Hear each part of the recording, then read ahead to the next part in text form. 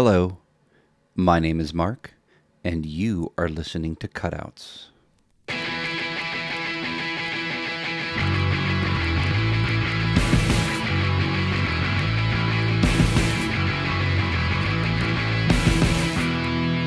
got no limit, no rage. We sing the same songs like it's the first time. I could do this all night long. This is my favorite place to watch. We're never going home. Oh no. Whoa, whoa.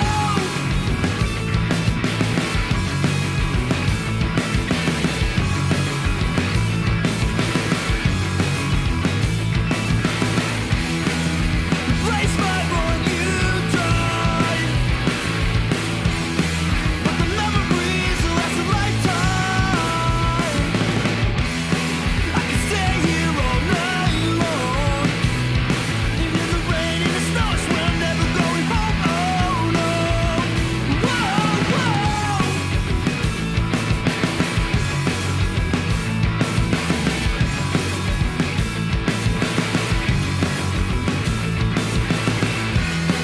I think I finally found the one place in the world I'm meant to be.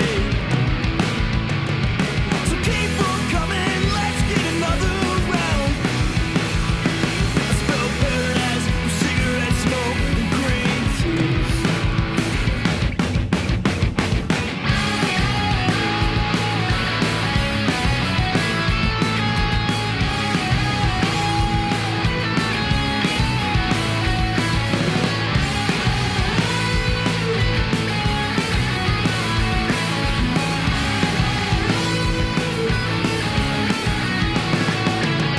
I know what you wanna say to me. This ain't the type of place where I should be seen.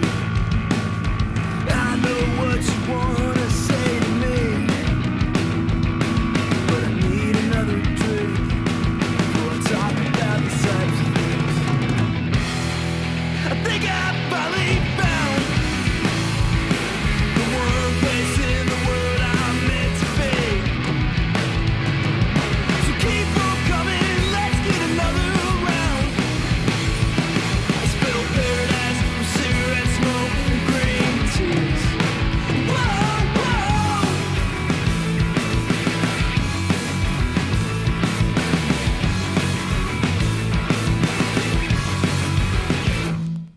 Welcome to Cutouts. My name is Mark, and on this episode, I'll be talking with Washington, D.C.'s own Celebration Summer about their 2024 EP, A Little Less Numb, on Den of Wax Records. You know, this podcast started as a way for me to, I find a record in a record store, I want to know more about the record, so I contact the band from decades ago, and some of them are more recent, some of them more farther back, late 70s, early 80s.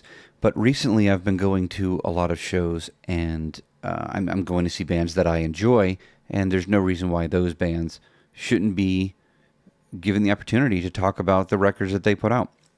It doesn't have to be from the 80s or the 90s. There's plenty of records to choose from there, but there's also plenty of records that are out right now from bands that have put a record out in the last 2-3 years that should have their voices heard as well. And that's what I'm doing a little bit more this year. And Celebration Summer is a part of that. I went to go see a show, picked up the wax. The rest is history. We're talking about the usual stuff, the history of the band and the gear that is used. It's very interesting talking about an EP because it's a little bit more limited in the music that is presented, but at the same time, that doesn't mean that there's any less music to appreciate. So let's get into it. I would like to welcome Celebration Summer to the podcast. How are we doing, guys? Good. How are you today? Doing all right, thanks. Well, excellent. I've got Nate on vocals and guitars. Hi, Nate. Hello, hello. I've got Dan on guitar. Yep. Greg and Chris round out the band on bass and drums. They will not be joining us for this episode, but I'd love to hear the stories you have about A Little Less Numb, We're talking about an EP that you put out in 2024. We'll talk a little bit about the records you've put out before then as well, because there's quite a bit of them. But A Little Less Numb came out in 2024 on Den of Wax Records. It is number 8. Den of Wax Records, number 8. You were from Washington, D.C. That is correct. Fantastic. I picked this up from you at the Depot show in March of 2025 Sweet. with Earth. I actually was going to see, I knew of you guys, but I'd never seen you live. I was going to see Earth. I actually have had Earth on the band, on the show as well. But one of my very first episodes was Kevin. He was in Espiga. That kind of, we kept in touch, and he got a new band, Earth, and you guys were playing with them at the Depot, with Braceface as well. I picked up their album as well. Fantastic stuff. $15 at the show. Always good to get the deals at the show. And I actually picked up Patience and Presence as well at that show. So I have at least your last 2 records. And then, just because I'm on a roll, I picked up 1 copy of Patience and Presence, and then on Bandcamp Friday, I picked up another copy of Patience and Presence, which I think is like the European blue variant. I don't know. Yeah, that second version I don't know if I've seen before. Oh yeah, it's like a blue striped. It's very nice. Wow, that's just beautiful. Oh, that's good. That's sexy. I like that. We should I should too. see those sometime. I'll send you a copy. Thanks. We're talking about A Little Less Numb on Den of Wax. Again, a great. It's funny. It's actually got a little bit of orange and a little bit of blue swirl in this. You guys make some great looking records, if nothing else. But you make some great sounding records as well, which is why we're talking. This came out in 2024, and then since then you've had a live album that's come out. You guys played Fest in 2024. You played Fest. And in 2025, you released a live album with Wolfface. It was like a split live album. Yeah, we did that with Scott from DC, DCPX. That was awesome. Excellent. So let's go back in time. Tell me how the band got together. Your first recordings, at least according to Bandcamp, was a demo, 2-song demo you put out in 2020. What led up to the demo? It's kind of funny. I think the band, as I understand, sort of started as almost some of the internet posts that started with Greg's motivation. I know he went to a fest probably back in like 2018 or 2017 that he just got really stoked at. So he was like, he went home with the inspiration that he's going to start playing bass and start his own band. And so I think once he started getting his bearings with playing, he put a message out on Craigslist that he was looking to put a group together. And I think he originally heard back from our first drummer, Glenn, to that Craigslist response. And the two of them ended up knowing Dan through past connections. Dan and Glenn, you guys were in a former band, right? Yep. Mm-hmm. And so they just started chatting, realized they all had similar music interests. And then I was living in the Northern Virginia area for like 5 or so years at the time. I was sort of started to feel like music was something I wouldn't get the opportunity to do anymore. Like I had to really lean into like the corporate job world, kind of become like a cog in the machine. But I think it's like a last ditch effort. I joined this Facebook group of like local musicians in the Northern Virginia area, and I had seen a post out for a guy looking for a guitar player. And it was just one of those chance moments where I noticed all the bands he was listing. He was like 4 fans of. I remember it said Tilt Will.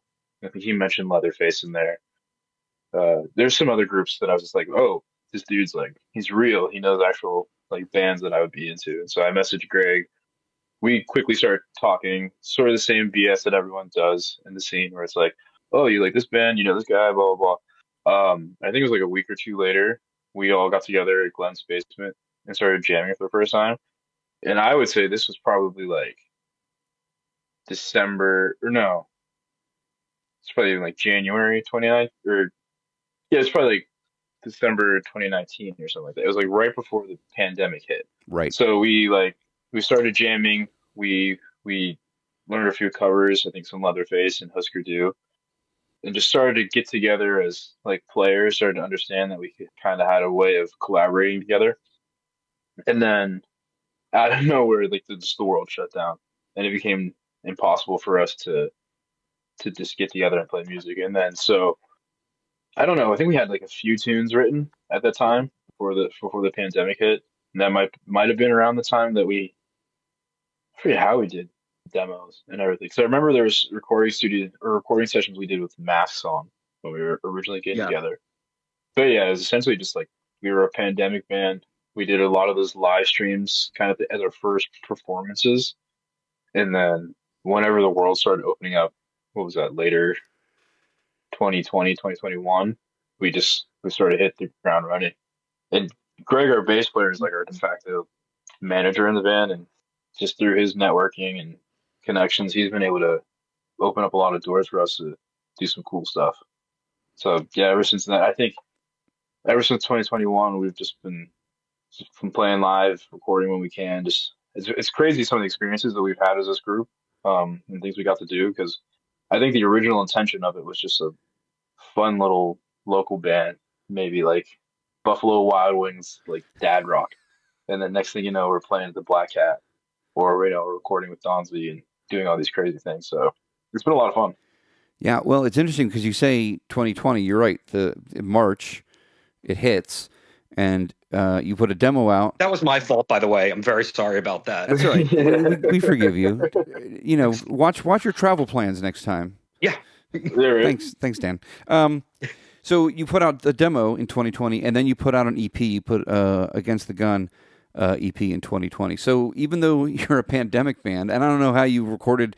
I mean, was this all done at home, and you're just swapping files back and forth, or are you actually in a studio at least by the time Against the Gun comes out? Because that's actually a well recorded, fully realized EP. It doesn't sound like your demos at all.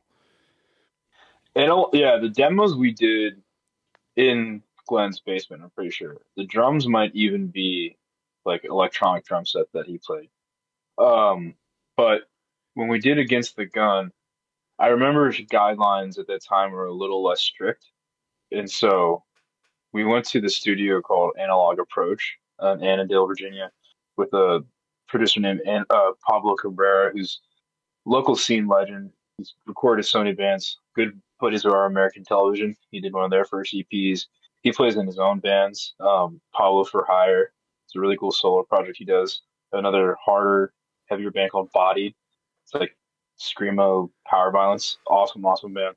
But just again, through word of mouth and what we knew he recorded, we ended up reaching out to Pablo. And his studio is smaller, and I just remember there might have been, we were only like 3 of us in the room at the time. I remember we were always masked up. It was at that time when you could still go out and like pick up food in a restaurant. I don't think you could quite sit down.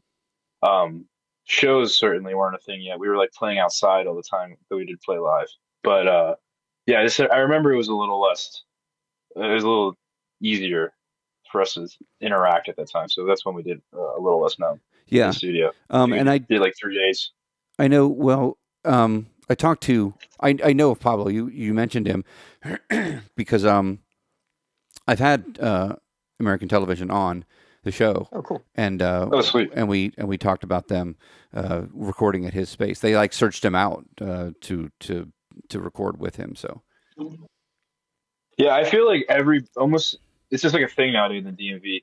Everyone has made their stop at Pablo's studio because he's very affordable and he's very talented, and he's just like a true music lover. So he does it for the fun of music and sort of like just adding music out in the world. So I think he's done our music, he's done American Television, he did another band called Curse Words, you might be familiar with. yeah. Our new drummer Chris, he's been in bands with Chris before and recorded Chris in the past. I'm trying to think. There's a band around here called Flower Bomb, who I think are like up next to be like the next sort of like Cool Kids sort of sounding band. I think he did some of their original recordings. I could be incorrect about it, but yeah, it's like everyone stops through Pablo's studio at some point because yeah, like I said, he's an affordable producer to work with, but he's very talented. Knows what at the he's same doing, time. right? Knows Um, exactly what he's doing. So, Patience in Presence comes out 2022. That was done. Was that done at Magpie Cage? No, that was done with Pablo too, and That was done with Pablo. Okay, because A Little Less Numb was I done up think with Jay Robbins. Yes. yeah, that's correct. I think Patience and Presence, if I'm not mistaken, is a collection of that first session with Pablo, and then moving into there was like six more or four or five more songs we had written, and we recorded those with Pablo after. Again, when I think the world opened up a little bit more, and then we just sandwiched all those recordings together into So Patience and Presence. your segues are flawless, Nate, and I appreciate that because I had a question about that. When you listen to Against the Gun, and I don't have my phone handy, there's another song on Against the Gun that is actually on Patience in Presence. There's two songs, and it sounds like it's the same song, but it's mixed differently. Or did you record those songs from Against the Gun in, completely redid the whole song? Because it sounds like the same song. I actually went back and forth, and it was like, this sounds like the exact same song mixed differently. When we had I the would new assume- songs on, I think we remixed everything so it was kind of matching in the middle. Yeah, yeah, I think you can definitely tell with each of our recordings that we were learning about the actual like practice of recording and how to properly perform on a record and make decent sounding music. Um, but I think is the case is with Against the Gun or there's like some of those songs that were on the EP, they were just remixed and placed on Patience and Presence. Yeah, they sound the same in terms of your vocals and the guitar riffs, but you can tell that the drums are a little bit more forward, or the bass is a little bit more back. Just the way they sounded was the same song, just remixed. Before we get into A Little Less Numb, I have a question about the band name. I always like talking about band names and where people come up with their band names. And you mentioned Husker Du. I don't know if that has something to do with the name of your band. 100%. Good. I mean, at least I'm not wrong. No, you got No, it. you're not. No, I mean, I shouldn't say 100%. It's not the exact thing. There's two reasons for it. One, it's to pay homage to the DC Revolution summer of back in the 80s. And all this, because that's like the music that we all worship. I think one thing about this group is we do love DC music. Like we love DC music and DC music history. So that was one of the reasons we called it Celebration Summer, as like to pay homage to that, to celebrate that music that we love. And then also when we were first getting together, it's kind of shifted over time, but like some of the original bands that we were really stoked on were Husker Du, especially. They're really into like Leatherface, as people can tell from the sound. A lot more, I think, 80s early punk records, but a lot of earlier like 80s records we were like stoked on at the time. So we were thinking like, oh, let's call it Celebration Summer, and in homage to those things. Little did we know too is that up in Baltimore there's a fantastic record shop called Celebrated Summer Records, and so that is the worst SEO choice, and especially in like the music scene, everyone's like, "Oh, are you guys the same thing?" Did you know? It's funny. I went to go see Descendants and Frank Turner a few months back, and I wore my Celebration Summer T-shirt that I bought at some show. I think I bought it at the Metro show when you guys were playing with American Television and like Sick Moves. And someone was like, "Oh, I love that record store," and I was like, "No." Yep. Because we were. I mean, it was in Baltimore. It was at Nevermore, so we were right in the smack dab in the middle of Baltimore. But yeah, Tony's great. That's a great record store. I enjoyed it a lot. It's like almost like a tiny museum too. But did you know that record store existed when you were choosing your name based on a Husker Du song? Sadly, no, not at all. And there's been so many times sort of same reaction where someone asks us the name of our band and they're like, "Isn't that a record store?" Like they really like get offended, like I made it up or something like that. Like, I thought it was a record store or something like that.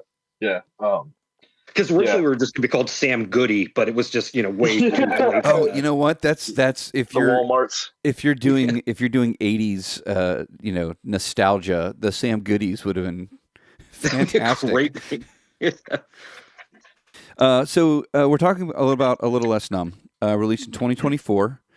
At this point, Chris is on drums for this Chris is on drums for this. No, this is our very last recording with Glenn. Okay, and Yeah, this is I don't see if you read the liner notes, you name every band in the book that you love and trust out there, but you don't actually say, oh, here it is. Of course, I miss it because it's the smallest type imaginable at the bottom of the bottom of the liner notes. So I see that it's Glenn on drums, but Greg and you, Dan, and you, Nate, are all on this. So yeah. I love this record, and we'll go into a little bit of the recording process and the gear you used and things like that. The reason I like this record, and I like all your records, you have a great sound.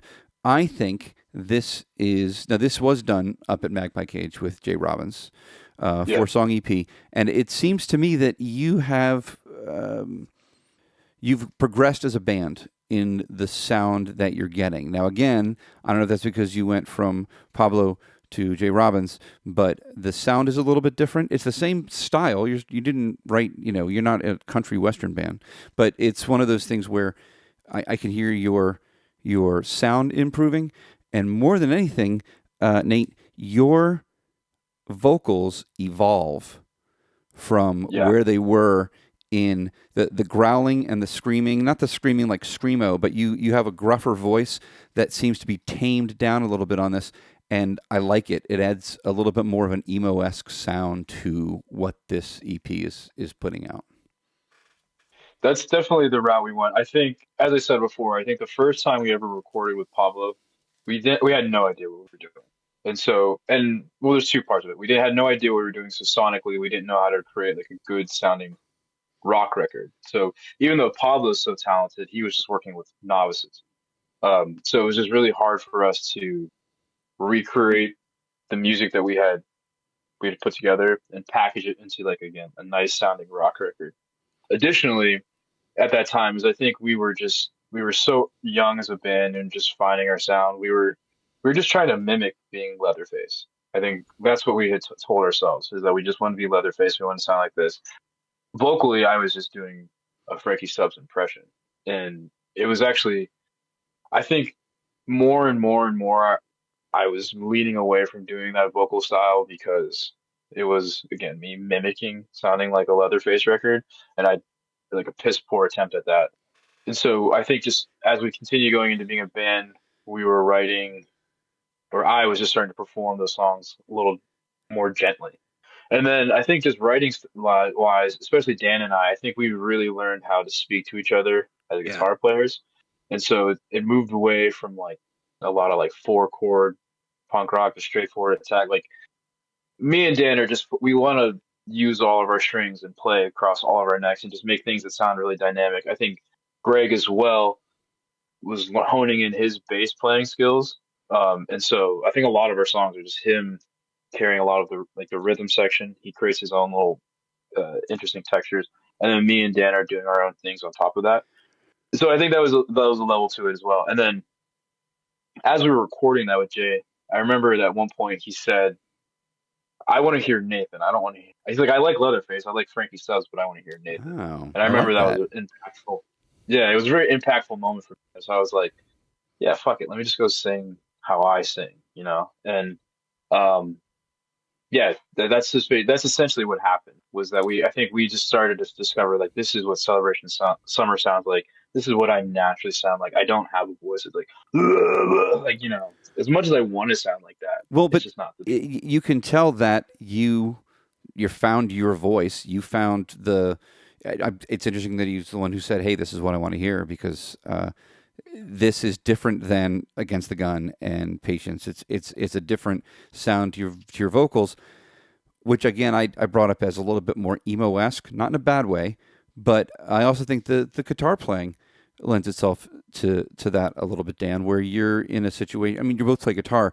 I don't know who's playing those lead riffs, but you listen to a song like Sea Shanty, which is, again, if I'm not mistaken, is in 6/8, and that's great. That the very first song. It's almost. I remember when I first dropped the needle on the record when I got it home.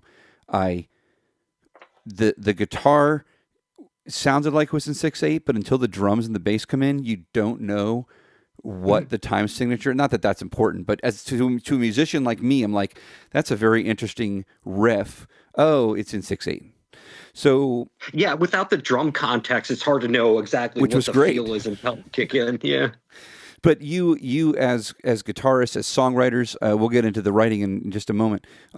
You certainly have a again, not more mature, but you've hit whatever level you needed to get to make the different sound on a little less numb.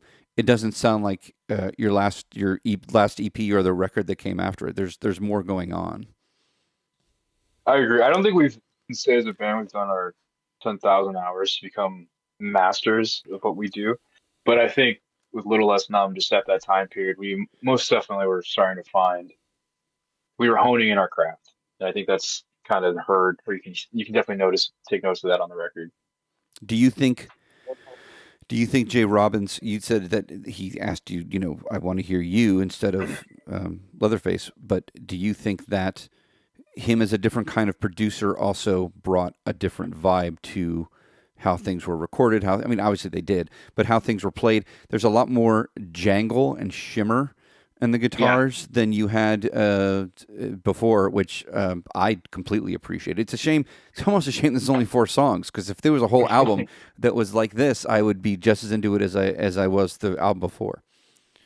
It's funny. Jay was a huge help for us on this record, and it wasn't even sort of like the technicality of our playing or the performance. He just taught us.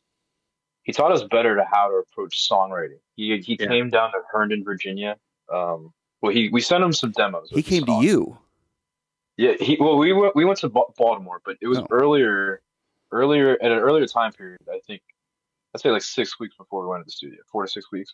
He came down to Herndon, Virginia, to our practice spot, and he hung out with us for a session and just listened to all the songs that we wrote. And I mean, dude sat there like with his eyes closed, like totally listening to everything we did.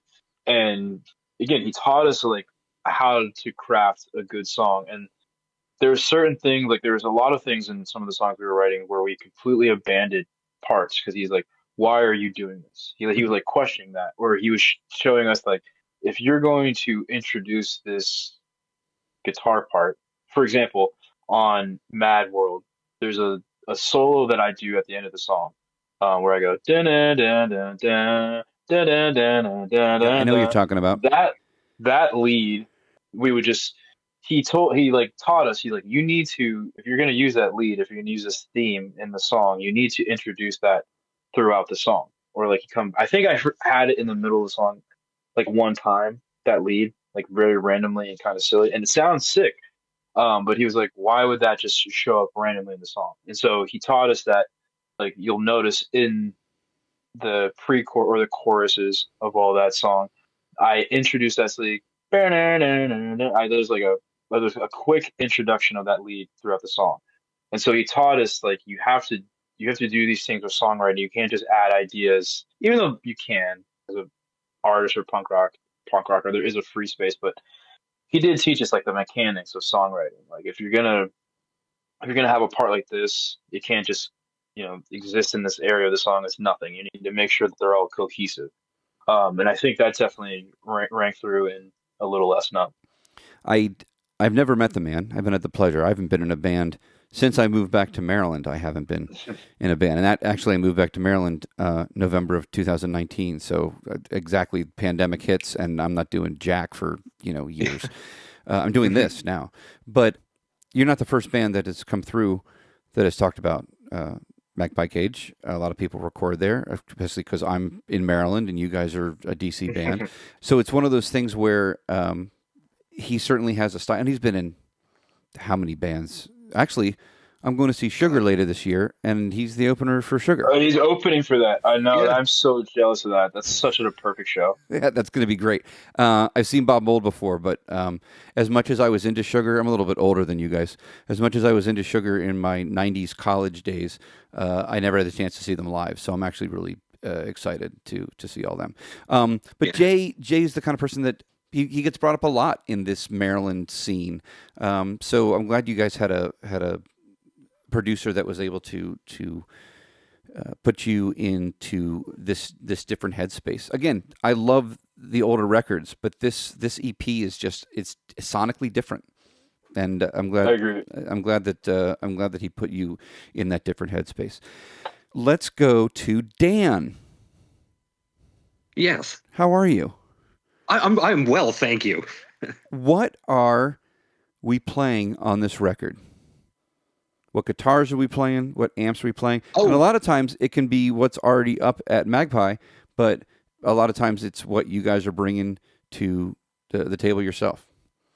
Yeah, so on the first couple recordings we had done with Pablo, I was going through Fender Hot Rod Deluxe and just had a kind of a distortion pedal going through it. And then when we're recording the EP with Jay, I'd gotten a Fender Bass Breaker, which is kind of, they were only out for like 2 years. I think everybody hated them. I might be the only person who actually likes these things, but it's basically kind of a throwback to the Bassman with a little bit of a Marshall Plexi kind of thing thrown into it. Interesting. And so I used that and just a same Stratocaster I've had since 1994. And I always play stuff in the neck position, so I kind of have adjust the settings a little funky because otherwise it sounds a little too big. That's great. It's interesting. Single coil, right? If you're playing a Strat, it's a triple single coil, and that you're playing in the neck position. I assume, Nate, that you're playing in. I don't even know what your next. What are you playing? But there's got to be someone playing a humbucker in there somewhere. Yeah, I play what is this? The 2019 Gibson Special Tribute SG. The Gibson USA humbuckers in it. So yeah, and I always play on the bridge position myself. When I was, and I actually brought this up with American television, everybody at that show in January of this year was playing a jazz bass. For all the punk rockers that play precision bass, as a bass player, Awesome. more than a guitar player, I'm a bass player, and I have a jazz and I have a precision, but I love the way my jazz sounds. All four bands, everybody had a jazz bass. So is that what Greg is playing on this record, on this EP? He is, yeah, I'm pretty sure he's playing a jazz bass. He's playing, I wish I could say what model he has, but he is like a Fender American. It's beautiful. I don't know much about the specs of it, but yeah, he's playing a Fender American jazz bass that he's had for a few years. Yeah, that's my favorite bass to play. It's just it's a very, very easy thin neck. That's just what I like. But it was very interesting to me that everyone was playing a jazz bass for all the punk rock that was at that show. No one had a precision bass. Nobody had a P no. bass. That's awesome.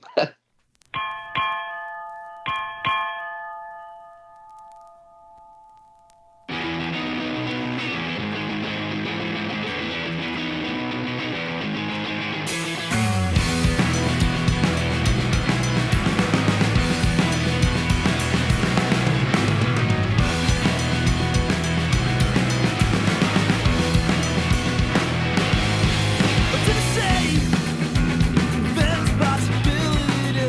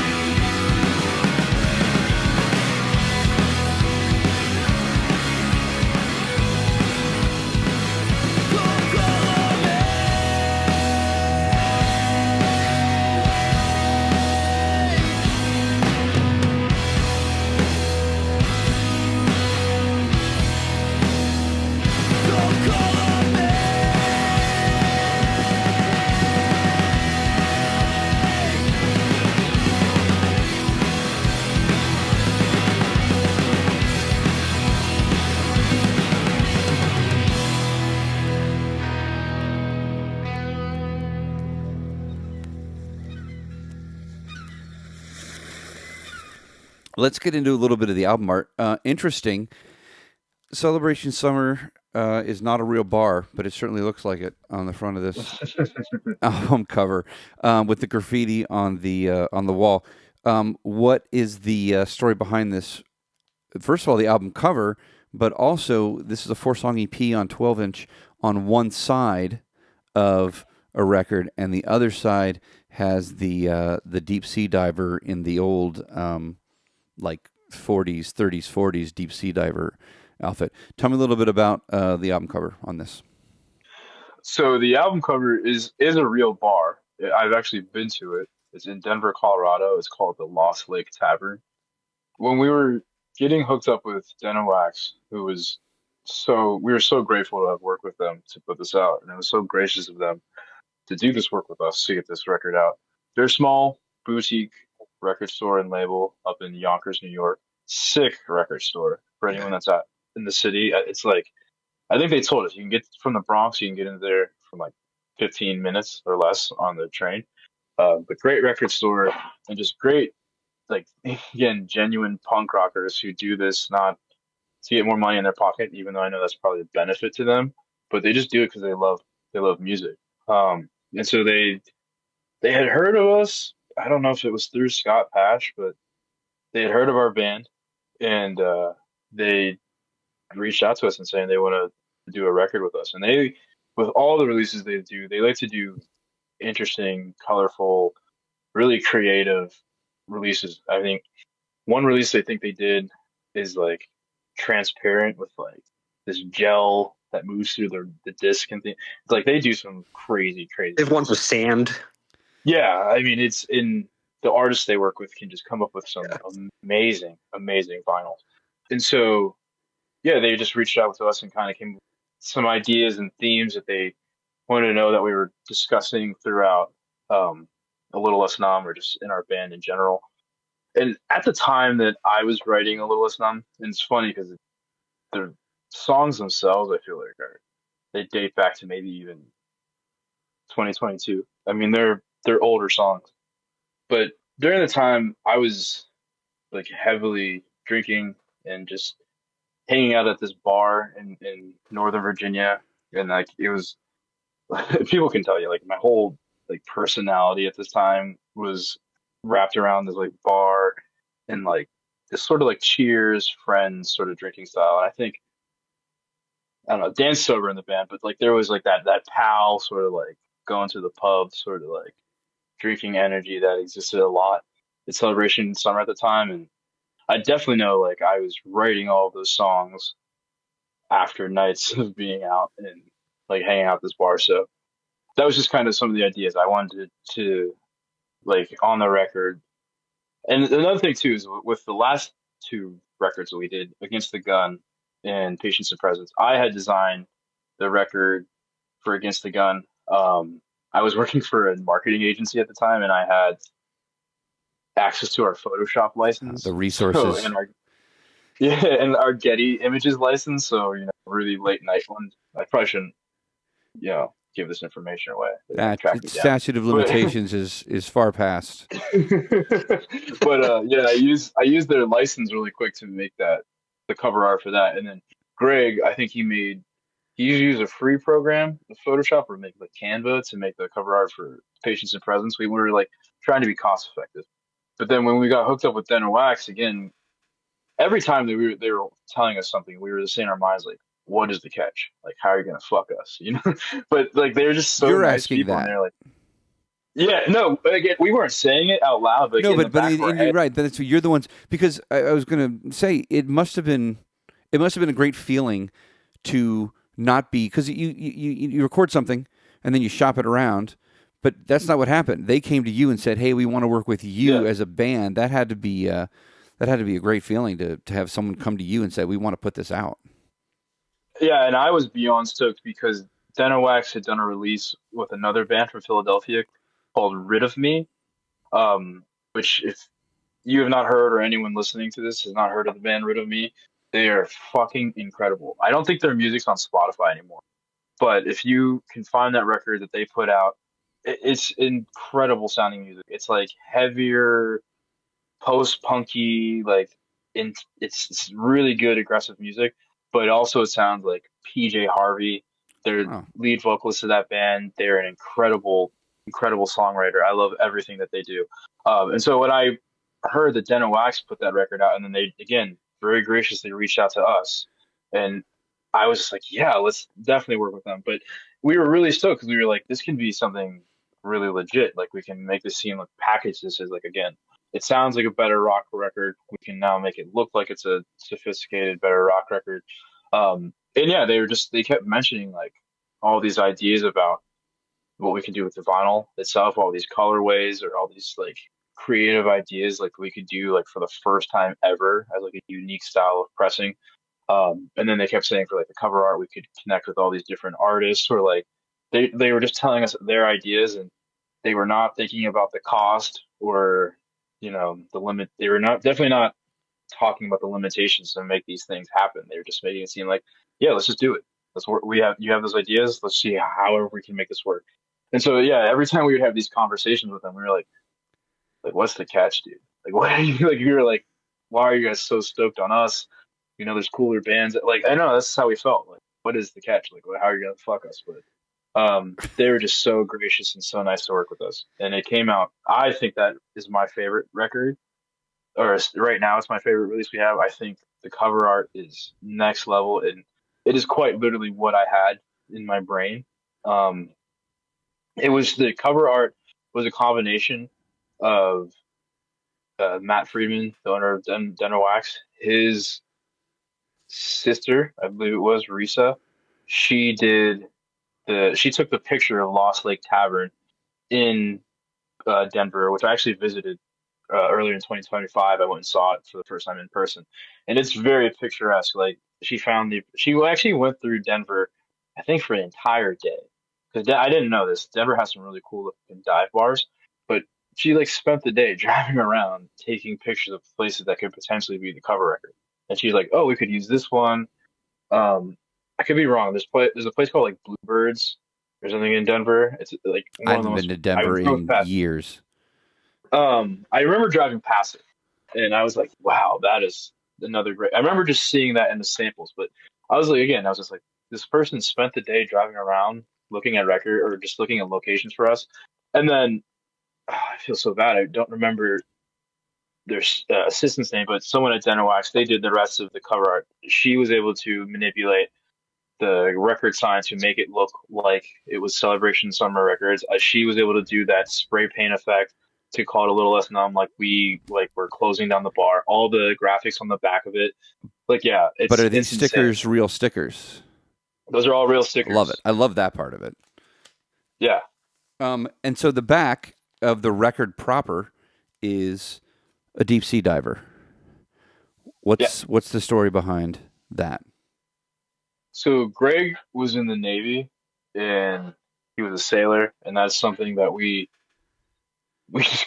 always are questioning him on it. We're like, what was it like to be in the Navy? He was on the sub and all this stuff, so we were just always like interested in about it. And then also like it bubbles into certain themes of the record or just of the band itself. And when we were writing the first song, Sea Shanty, the reason it's called that, and well, I don't know, when Dan showed us that riff, we were like, it sounds like a sea shanty, like an old, like, or I guess when Glenn originally came up with that drum beat, that dun, dun, dun, dun, like it just sounded like this like nautical, you're on an ocean ship, ready to go like take on Moby Dick, and so we called it the sea shanty.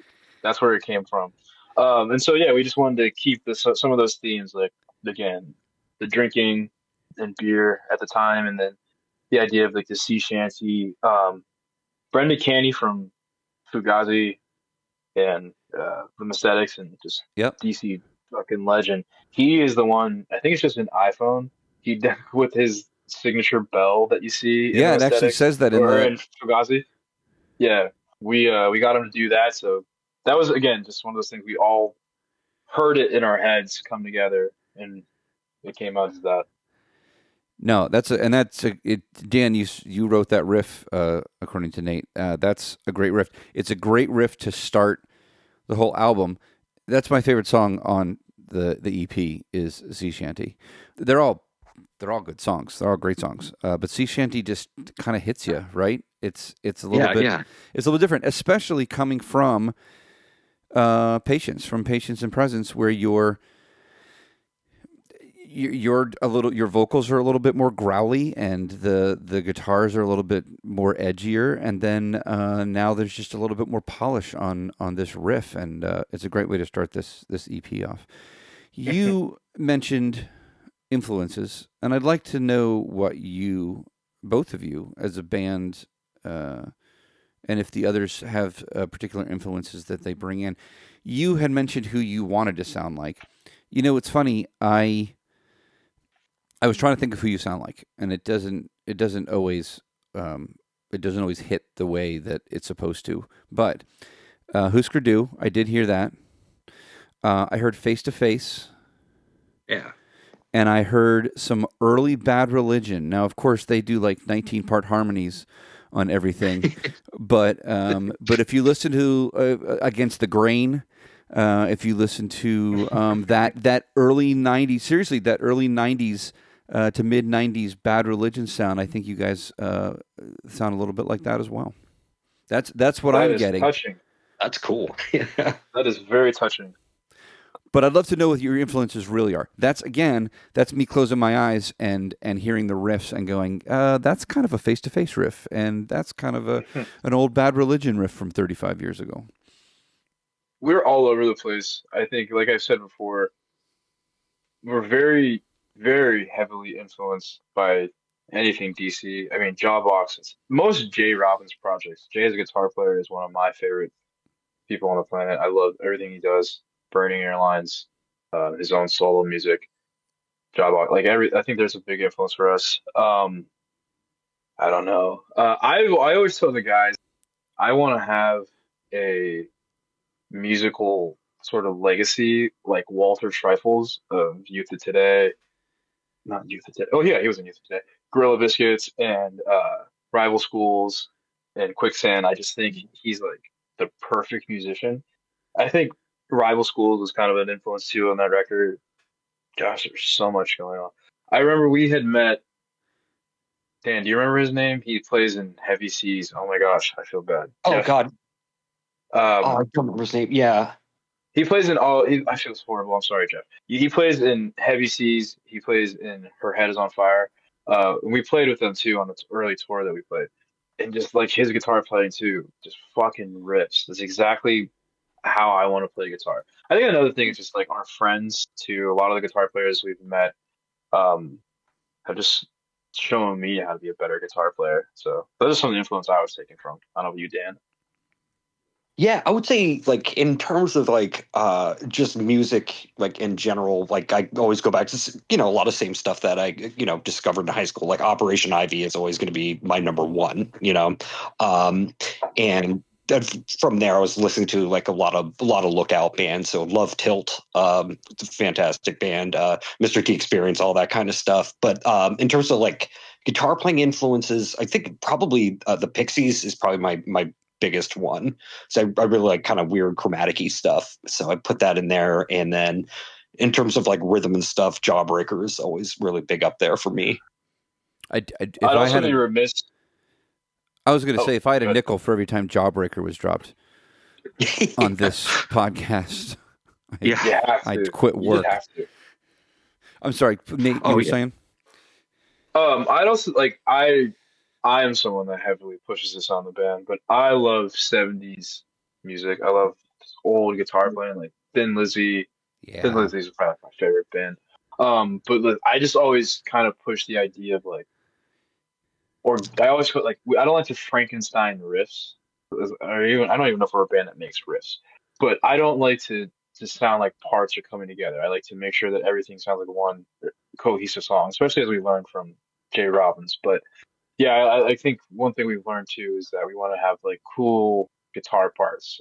We all three, I think myself, Greg, and Dan, we all want to look cool when we're riffing on stage. Like, and I definitely think in that record too, there's some solos on there to give it like some bigger, louder sounds at some time. So yeah, 70s some old Kiss influence. I love Not that it that. really sounds like that, but No, I like to put that in there. but I get it. I'm a Kiss fan. I'm not a big Kiss fan. I'm a Kiss fan, but I'm a big Thin Lizzy fan. And when you talk about the pop sensibilities, people don't realize that Thin Lizzy's a pop band. You listen to Chinatown Oh, as an album. It's just a pop record turned to 11, and I really like that kind of thing. So I can hear when you say that's a lot of the influence of the guitar playing. It's almost like it never dawned on me until you said it. And now when I'm looking, especially when you listen to the stuff on like Against the Gun, there's certainly a little bit more of that rawness in the pop that you're going to get Thin Lizzy wise. Yep.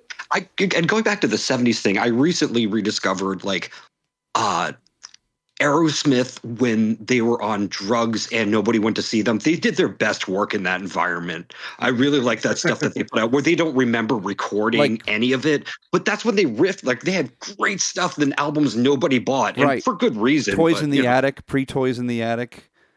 oh yeah, and then like Night in the Ruts, and then Right. there was an album that Joe Perry and the other guy wasn't on called Rock in a Hard Place that was like critically panned. That album is amazing. I go back and I just started listening to it again. I'm like, oh my god, they made the worst career decision by getting off drugs. Really did. It's interesting. I do a lot of. I don't do a lot of anything in this. I only do it out once a month. But I've done bands from the '80s before, and they were on major labels. And it's like why, they should have been bigger because they didn't get the recognition they deserve. And I put the needle on the record. And I'm like, this is amazing. Like Yeah. what's going on that this is amazing and nobody's heard it. Nobody's heard of them. It's a shame because I really want to bring the bands like that to the forefront as much as I'm talking to more recent bands and making them known. But it's just interesting how you put a record on and it's like, why have I never heard of this band before? Yeah. I was thinking of like Living Color. I love that band, and I That's don't all. understand. I mean, they had some like they had some recognition, but not nearly as much as they ever should have had. They were amazing. So there's 100%. a band. When I first heard Living Color, I was I don't know, when did that come out? 90, 91. I was just finishing up high school, Yeah. and that song Cult of Personality was all over the radio, and I was like, eh. And then you listen to Glamour Boys, and you listen to the rest of that record, and you're like, the rest of this record's better than Cult of Personality half the time. Yeah. So yeah, it's I get what you're saying, but And let's speaking of weird time, I think Cult of Personality was like in 5/4. So the fact that it even got on the radio was pretty amazing. but there's so many. I can't even think of the name of the song about the Open Letter to a Landlord. Landlord, yeah. When I first heard that song, I was like, wow. Writing process. You guys are writing together, or Nate? You said you kind of got a little tipsy and wrote Patience and Presence, and then you. I don't know for this, for A Little Less Numb, if this is everyone's bringing their ideas to the table, or is there a songwriter and everyone kind of writes their parts for that song? How does this usually work for you guys? It's like half and half, I think, on A Little Less Numb. Usually, the way we write is one of us, Dan. It usually starts with Dan or I. One of us will come to the table with some ideas on guitar of what could be a song. I think lately, and like on A Little Less Numb, I was trying to write full on like tunes where like I knew that like, all right, this is the intro, verse, chorus. I imagine there's like a solo-y break part here. That's how I try to think about the songwriting. Because in the first couple records, we were definitely, like I said, Frankensteining songs where it was like, all right, this sounds cool. I think we could put this after this. And then 2 weeks later, it's like, hey guys, I think there's a bridge we could insert here. And so it really were like these like mangled monsters where I think we wanted to, on this record, make more organic songs. So it was like 50%, I would say, like Cigarettes and Green Tea, Antidote were songs that we wrote or that I had written like in my bedroom. So I write a lot of songs on my computer here. I'll either like with my keyboard make the drums to make the full on song and I'll send it out to the band. and say like this is the tune, and then I give like Greg, Dan, and it was Glenn at the time, but Chris, the freedom to like change around whatever they would think the parts would sound like, or like add solos to it, or add leads or a new bass part. But I like try to create up the bare bones of the song. And then we also do this thing where and this is I think sometimes challenging. We have created this task of not Frankensteining parts, but creating really organic songs. So songs can take forever for us to write. But like Sea Shanty, Mad World were examples of songs where Dan had the parts for those put together, and he said like this is what I think is the opening. So like that. I remember Dan showing up and showing us that opening riff, the dun, dun, dun, dun, dun, dun, and we just started jamming in the room, and that's where like all that just came free flowing came out. And so I love doing it too because it also forces us to again really treat the songs just with a lot of really meaningfully with a lot of attention. So we come up with a part and it's like I think this could flow into here, and we because of what we've learned from Greg or from Jay, we really fight nowadays to find that natural, like what could go in. We'll play songs for weeks and weeks. We have songs we're working on right now that we have quite literally had for years. I think they sound amazing, and they, like I said, they don't sound like Frankenstein, but it's because we've just taken that careful attention during our jam sessions to really find how to flow into those natural places of the song. I think Sea Shanty and Mad World are two examples of that, especially too with that bridge that comes at the end. I think we had like the first half of that song and we're like, what comes at the end? What comes at the end? And we really fought for that. And then later on, we kind of imagined together that big bursting chorus, or I don't even know what we call that, the outro of the song. But yeah, it's kind of like our creative process. It's very jammy, but then also like bringing somewhat fully fleshed ideas out together. So it's interesting that you bring up, you were talking about how I heard the evolution of you as a band, that the songwriting on this EP is different to me, and you're confirming it's different. And you're bringing that, Jay might have been one of the reasons why things were a little bit more cohesive. But it sounds to me like you as songwriters have grown, because if you're Frankensteining this part and you're Frankensteining this part for Patience and Presence, which is 4 years old, and now you have 2 years later, you're a different band doing different things with your songwriting. Maybe it's you guys.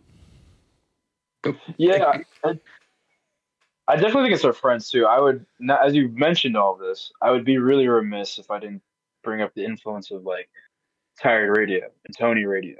I think they are one of the greatest bands ever, and I really mean that. He's a fucking incredible songwriter, and I realized like as we were like I just love his songwriting. I love the way he can convey emotion through his lyrics, and I don't know how he writes his songs, but I do know that like there are meaningful things that you're saying, and I realize like in the first two records, I'm saying things that are meaningful. I am definitely saying things that are coming from my heart, but they are me. Like I said, I'm Frankensteining lyrics together. It's me coming up with a melody line and like trying to fit emotions or package the right tone or feel to what this thing is we created. So like for example, too with I'll say for Sea Shanty, I don't know if anyone connects with it, but like I said in the practice space, I was like, give me what should the song be about? I might have said, what should the song should be about? And Greg said, going on a nautical journey, like it's the Sea Shanty. And then I wrote all the lyrics around that. And I think that's still probably the last song I've done that, where just from listening to Tony, I want to be able to write songs where it's like he is telling a story. His songs, it's almost like he wrote those for a year. I think every single listener of Tire Radio, there's one specific lyric that Tony has written where you're like, dude, he wrote that for me. You know what I mean? And not only did he write that like so meaningfully, it's catchy, because I think his songs start out probably as on acoustic. Like he's truly writing He's tunes. just jamming, right? And so, yeah, and so I wanted to do the same thing moving forward. It's like which is sad, but also why a lot of my songs started like coming like after late night, and having a few beers on and being like, all right, I finally feel it. Let me sit down and like write out this tune with these feelings and I can convey like fully what I'm feeling. So yeah, I definitely that's definitely one of the paths of maturity I want to step into this new record. Excellent. So I want each of you to think for a moment and tell me, is there a tour or a show, or is there a thing that's happened within this band that you're just like, I can't believe X happened, or remember that time that Y happened? Not all at once. Oh, I off the top of my head, I can come up with it. Again, I you got to give our hat off to Greg for a lot of the shit he's been able to help us achieve in this band. But probably the moment that I still just trip out on, and this is like where I feel the total success of what we do. Again, it's not like a monetary reward, but we played Black Cat in July 2025. Greg had put out an EP of all DC bands covering old DC band music. It's a fucking awesome record for Level Records if anyone wants to pick it up. I want to pick it up. Yeah, it's got all the bands, all of our homies, all DC bands covering old DC bands. We cover the Pie Tasters are doing Minor Threat. It's really cool. Yeah, it's got the new up and comers Teen Mortgage on it. But nonetheless, we played it at Black Hat. Greg was able to fucking pack that place out because that's a huge venue. It was also the second time we played there before, so it was like that was a cool feeling in and of itself. But when we got off stage, I was walking downstairs in the back, holding my guitar, going to like pack my shit out, and who was fucking standing there? None other than Ian Mackay, and he just pulls his hand out, like, and he looks exactly like the man I have seen on YouTube screens for years and years and years. He and hasn't again, aged. it's one of those moments. He hasn't aged No, 10 years and 30. He's got the beanie tilted to the side. You know, he's got like there's no band T-shirt on, plain shirt, and he just shakes, puts his hand out to me. Good set, man. Sounds really good. And I mean, I could have died. I could have started crying. Like it's like it felt like all these years living up to what this thing of ours. You know, like I love music. I love DC scene, and just to have him, he was standing on the side stage to come chill and watch our band, and he gave us a handshake. That was a huge, huge moment for me, and that was just like mind blowing. Yeah, I'm born and raised in Maryland. I'd spent most of my teen years, twice a month at the old 930 Club. So, and I've seen Fugazi plenty. So I get it. It's a thing to shake the hand of the people that made you want to play music. Yeah. Yeah. Dan, you got something. I know you do.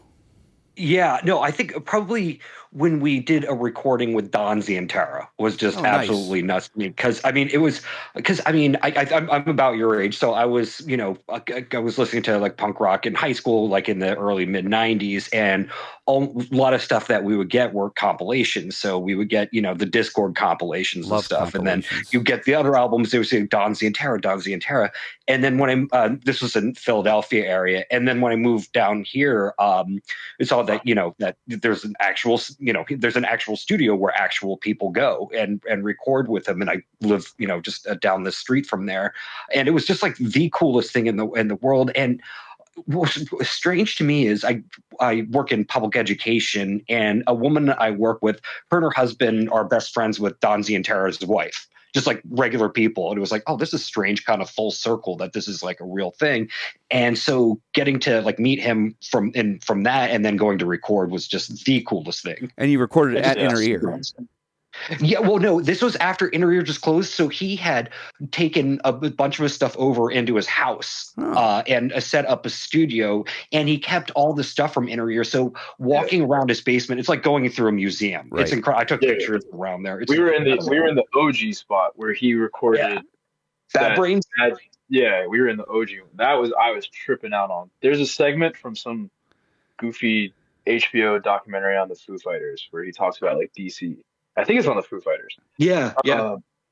And like I had to go back because I was like tripping. I was like, "Is this where we were standing?" And like, yeah, I was like, "Holy fucking shit!" Like, there's so many moments like we've had that in this band. where it's funny because like at least for me, I'm the younger one in the band, so like all this stuff to me is so mystical. It's like untouchable. You can't even believe. So when we get to have our actual history and meet guys like Ian and Don Z, and they're so beyond normal people, and they're nice, and like Yeah. they still are just real punk rockers. It's sick. It's such an amazing experience to have. And DC has that vibe where, I mean, Ian's from here, but Henry Rollins is from here, and Dave Yep. Grohl is from here when he was in Scream, and it's such a vibe that it was a great place. It was a great place for me to grow up in the '80s. I'll tell you that. Yeah. So It's so odd to me. I guess I grew up in a really small town, backwoods of Virginia. So again, just looking on from 2 hours away, I always thought this stuff was like, again, it's just like this mystical land of DC where you can see all this amazing music, all these amazing legendary bands. But it is funny to me, like I play in another death metal band, and our guitar player works at Woodrow Wilson High School. Ian Mackay's right, son is one of his students. I've heard of people who like were students of Kim Coletta. Um, there's a dude we know who works at a grocery store, and he sees all the DC legends. He'll be like, "Oh yeah, Brendan Canty came in and bought some groceries the other day," or else say the same thing about Ian Mackay. It's just so funny. Like again, these people. Like we at Fest, we'll talk about some of these people from like the UK or even further abroad who come to visit, and they again, same thing as me. They look at this stuff as so mystical. It's like it's just a normal dude. Like he joins the PTA and Yeah. goes, put their pants on it's one just leg it's at a just like, time. yeah, you know what I mean. No gold But plated like, diapers. but like, you think of Fugazi, how many records they, how many people love that band? I mean, if they wanted to, they could milk that and become millionaires. Or I mean, they could really milk But they that thing. don't. If they The wanted to records, reunite. the records. I mean, I've got a bunch of Fugazi records behind me. I'm sure that if I looked on any of them, they'd say $6 postage paid or whatever. No one's making. No one's. It was about the people. It was about the fans. It was about the Yeah. music. It wasn't about the money, which I've always thought was great. And I love that That's- community aspect. They were just putting together artwork themselves, putting them Yeah. in the sleeves, doing all of it from scratch. Yeah. Before we wrap things up, what is next for Celebration Summer? Who knows when, how, where, who, but we're recording. Oh, you are Um, recording. Yeah, we have some songs that we've been sitting on for seems like 3 or 4 years now. We're recording right now at Pro Boss Sound. It's a smaller studio in Reston, Virginia, with a gentleman named Billy Hughes. Which is he a great actually name for a recording artist. Billy Hughes is perfect. he actually did a compilation for us. Or a song, the Replacements cover that we put on a cover for Creep Records. I think even though A Little Less Numb is my favorite Celebration Summer songs, sonically I do think that cover we did is the best like my voice has ever sounded. I think as a band, we just know what we're doing nowadays. So we're recording some songs with Billy right now. I think we have a bunch. We have like 8 done. They're probably no. We probably have like 8 songs total. I think we have like 6 of them done. We have 2 or 3 more we want to record. A few more maybe written, but maybe a new record coming in the future. Who knows when? Who knows, love like I it. said, where, I'm here for why, it. how, but it might be on the way. And we do have a tour coming up starting in 2 Yeah. weeks. Oh, okay. So How we're- big is this? How big is this? Are you hitting California, Alaska, Japan? Oh God, no!